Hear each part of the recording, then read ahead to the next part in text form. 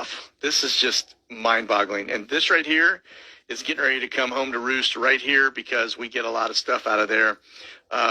Those are boats that are sitting. If you get in close, those are thousands of cargo boats. Green are cargo, red are oil tankers. Notice they aren't going anywhere. They are all just sitting idle. These are moving a little bit, but these are all waiting to get in to be loaded. If you get into the port section into Shanghai and further on in, you can see same thing.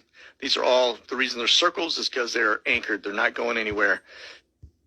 That's bad news for everybody in the world, because if this stuff isn't moving, that means production, manufacturing is stopped. That means you're going to have a span of time between the time manufacturing gets turned back on to the time it gets to this port, to the time these boats get loaded and out, which is then about 2 to 3 weeks to their destination, and then another, if it's coming to Long Beach, 17 days for unload.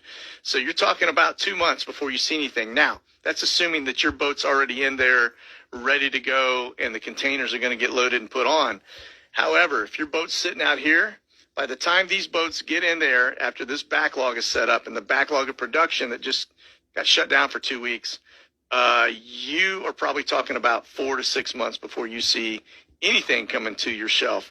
That means here in the U.S., folks, we've got about 2 to 3 weeks before you start to see the shelves start to empty out of the stuff that's coming from China, and you're not going to see it back again for probably anywhere from 2 to 6 months before it starts to come in. Now, the bad news is this isn't the food shortage they're talking about. This has probably very little to do with it. This is a completely different dynamic that is just going to feed the fire, so to speak. So this is way bad, beyond way bad, because what that means is you're going to have a hiccup that's going to hit. You're going to see some shortages, and then you're going to see the real food shortage hit.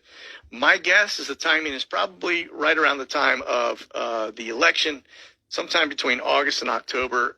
It's going to basically be knee-deep in kimchi, so to speak, here in the U.S., where we'll see a lot of stuff. And if the shortages are to the extreme that I think they're going to be, we could very likely see some unrest, which could actually stop us from even doing an election and put us in that holding pattern that they want us to be in. Because if we go to an election and it isn't interfered with, there is a possibility that this stuff will actually, they're going to lose a lot of people, and we're going to be getting some other folks in there, which will change their numbers, and it's going to impact their ability to execute.